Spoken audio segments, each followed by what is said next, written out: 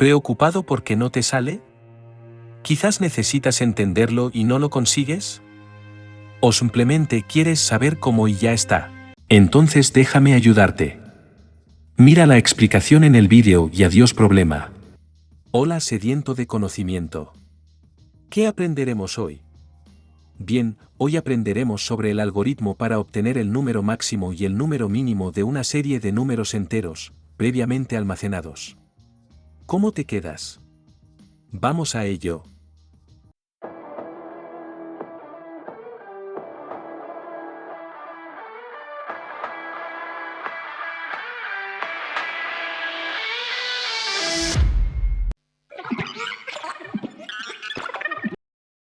Veamos los pasos que forman este algoritmo para obtener el número máximo y el mínimo de una serie de números enteros. Paso 1. Definiremos, crearemos o declararemos una variable que será la encargada de almacenar todos los números. Por tanto, usaremos este punto para inicializarla con todos los números que componen la serie. Paso 2. Declaramos o definimos una variable para que guarde el número mayor o máximo de la serie y otra para que guarde el número menor o mínimo. Paso 3. En este paso tomaremos el primer número de la serie y lo almacenaremos o asignaremos, tanto en la variable para guardar el máximo como en la variable para guardar el mínimo. Servirá para tomarlo como base y realizar comparaciones posteriores con el resto de números. Paso 4. Este siguiente paso consta de realizar un bucle sobre la serie de números.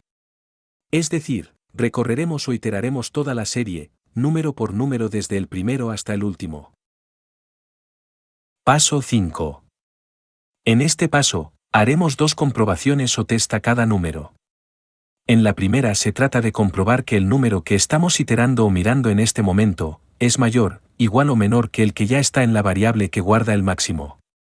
Dicho de otro modo, miramos el número que está ahora mismo en la variable de máximos y comparamos a ver si es menor que el que estamos mirando en el bucle. Paso 6. Este paso 6 es junto con el siguiente, la parte más importante.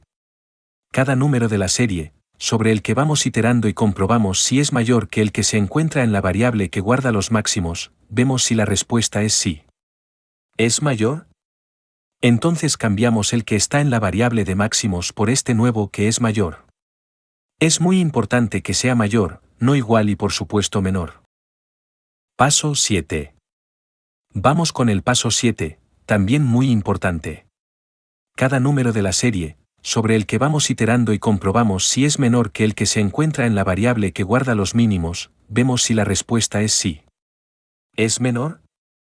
Entonces cambiamos el que está en la variable de mínimos por este nuevo que es menor. Es como si nosotros mismos tenemos una baraja de cartas con números, vamos sacando una carta con un número y nos vamos quedando con el más bajo que vaya saliendo. Paso 8. En este paso 8, insistimos, si el número que estamos analizando ahora es mayor que el que está guardado en máximos, guardamos este en máximos.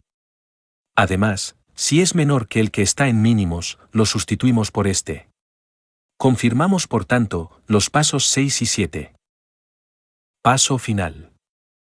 Finalmente, cuando hemos terminado de verificar cada uno de los números que componen la serie, ya dispondremos del número mayor en la variable para máximos y del menor en la variable para mínimos.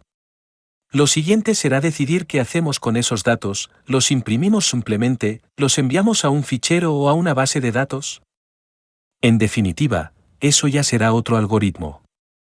Visualiza los códigos en diferentes lenguajes que aparecen más adelante en el vídeo para sustentar estas explicaciones y si aún así no te queda claro del todo, no lo dudes, escríbeme en los comentarios la duda y te lo aclaro. Ánimo y constancia. Una vez que hemos estudiado los pasos a dar para entender el algoritmo, pasemos a ver ahora cómo aplicar o implementar el algoritmo en diferentes lenguajes.